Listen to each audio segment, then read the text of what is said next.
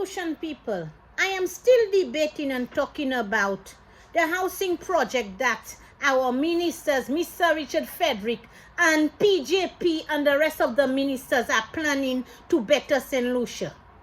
Now, they have a lot of comments on my video and what I believe that was supposed to be more suitable instead of buying plywood and building little shacks like doghouse to say, okay, you're going to take middle class people and disability persons out of poverty in St. Lucia.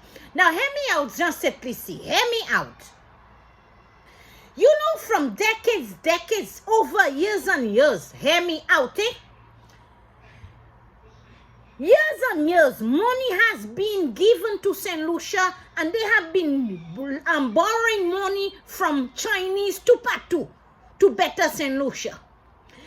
And what I feel is that men in St. Lucia, ministers of St. Lucia, cafes or servi papi show, it's always a Bible liski kale. That's why a lot of projects, no project is being completed in St. Lucia because men as ministers that think that they can run St. Lucia to better St. Lucia, they are not doing the right thing with the money that's been borrowed to fix St. Lucia. Moi tu say nom ça là. Quoi you say ministers of St. Lucia? Let me tell you something. Y'all can only fool the middle class that have mental slavery, disability, and accepting shit for ice cream. Not with Diana Charles the Great.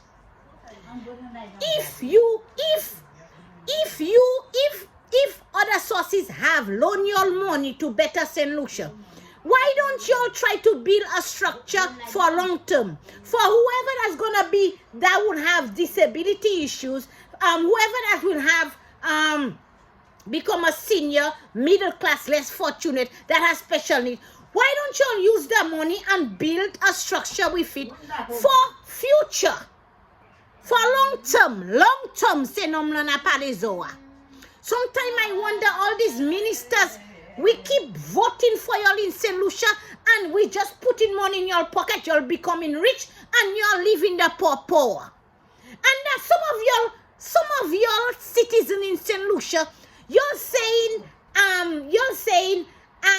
one half a loaf is better than none. Ipoko lepuzo snap out of poverty. Upo ese pou sa se mona ka chenzo adam mize by zo chicken back ek fig vet pou manger. And where are the ministers? They are living luxury life.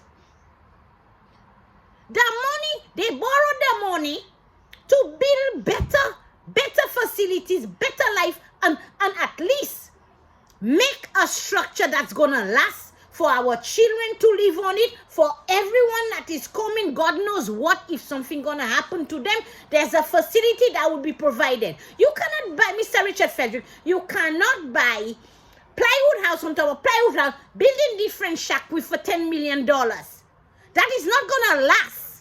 If you have so much money, you borrowed the money, and then you gotta pay it back. You have to think about outside the box where that money can be stretched and for long term. C'est qu'on a si mwen nom, c'est qu'on a nom la si pose think. Parce que tout nom c'est ici c'est papi chaud, zo ka fait moun servi, zo ka fait femme servi papi chaud. Last time I was in St. Lucia, I swear, St. Lucia was just like a women, 90% of women are sex slaves by men. They have to bow down to men. Y'all not even supporting women.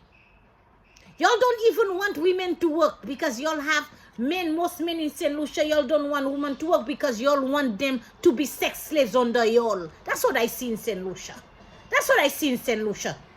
See Mr. Richard Frederick PJP ki mono in line ka bege pase kia si te un homme et qui te ni mentality nom ou te kay fa bay primaire bay St.Lucia kuma pour long term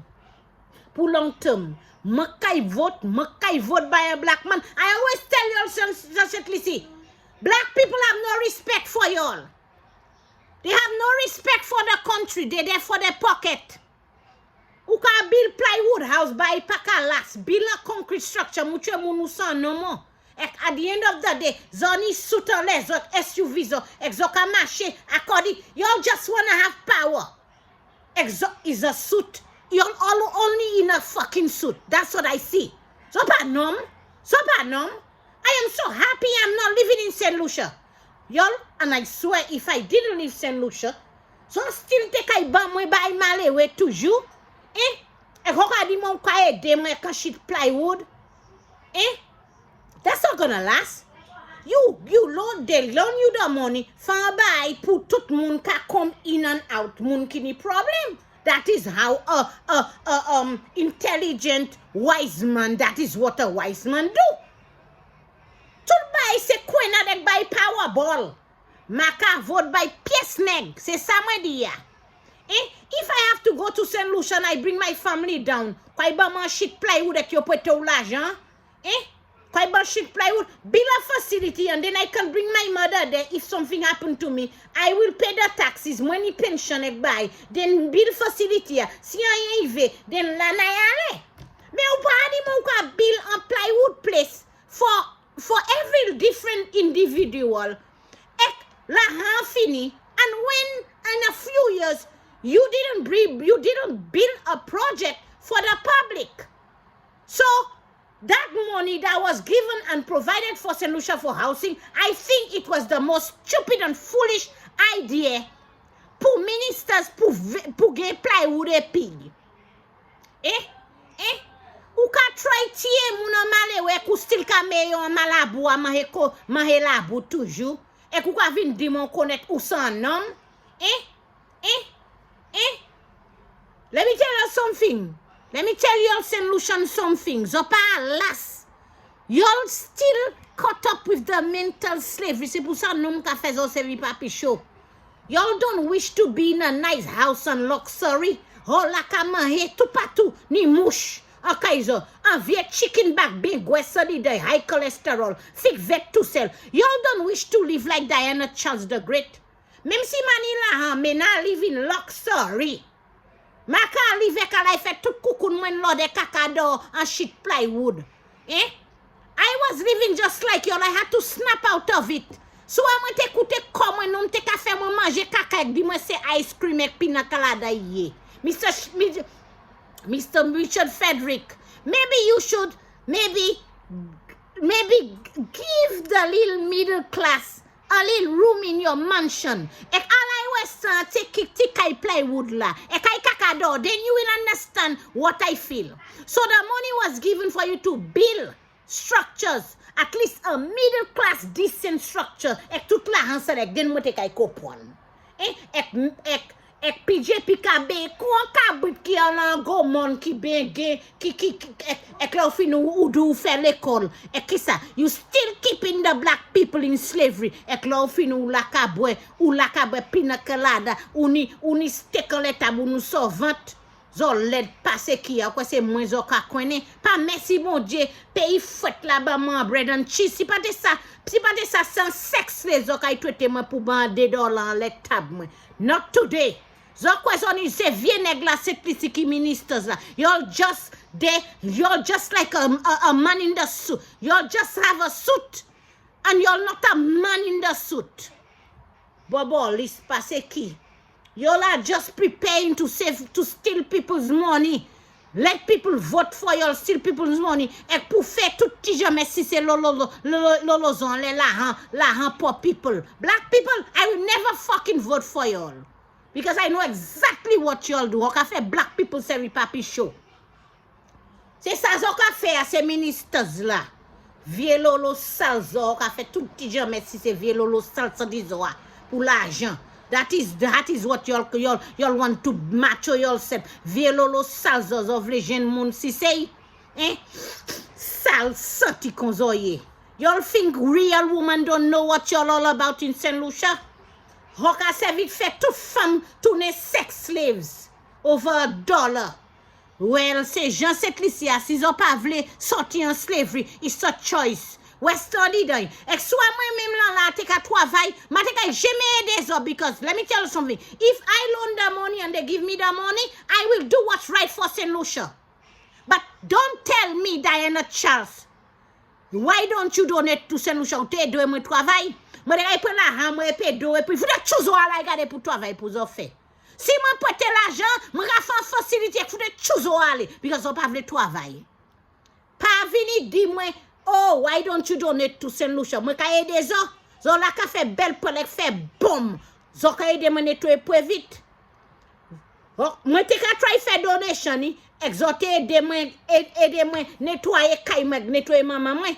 Na y pou la han mwen ke de black people et puis qui ça aura fait bon mwen?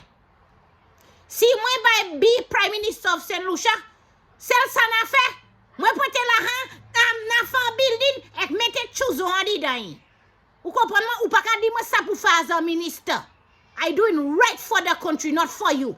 Right for the country, because at the end of the day, you had your life to live. Pas sou kote mwen.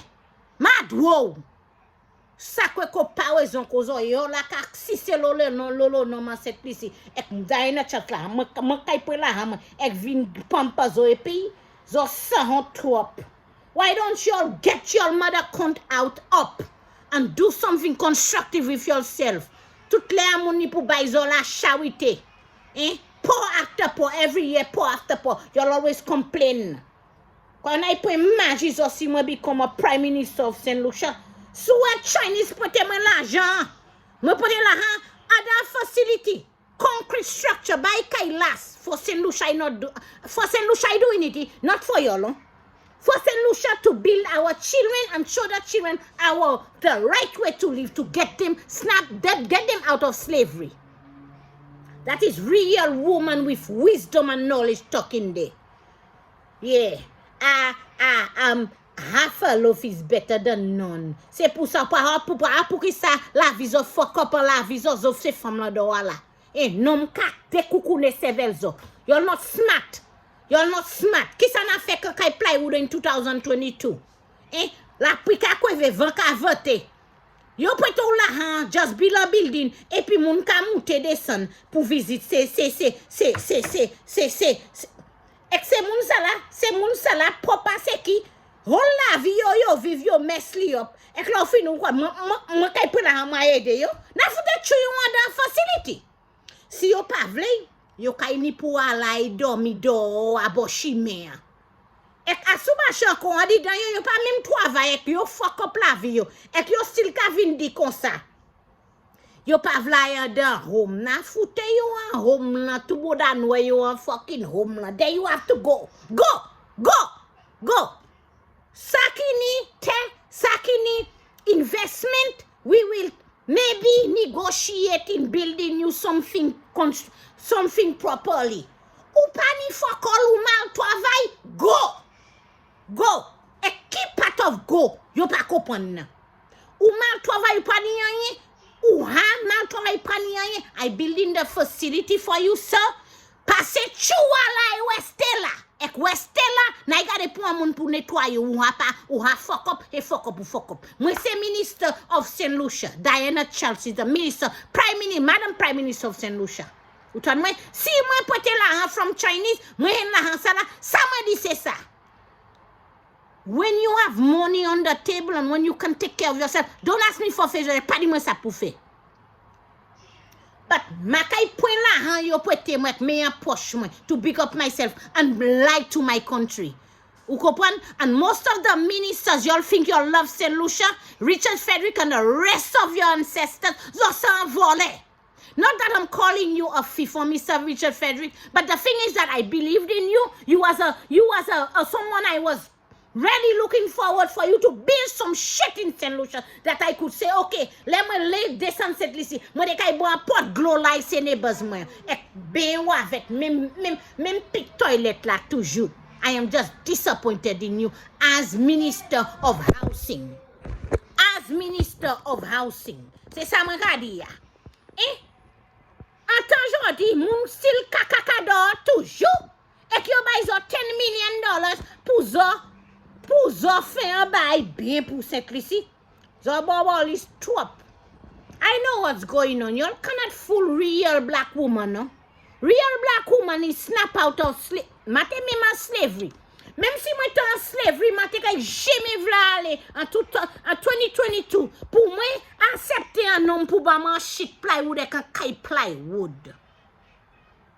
Et si ça comprend, c'est magie zoa. Oh, half a loaf is better than none. C'est pour ça non ka fait zo servi papi chaussette ici.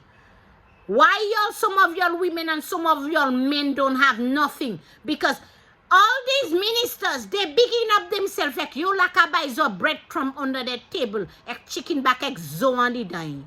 Pour zo manger, ek zo still ka di se manger ki la. Give me a break, St.Lucia.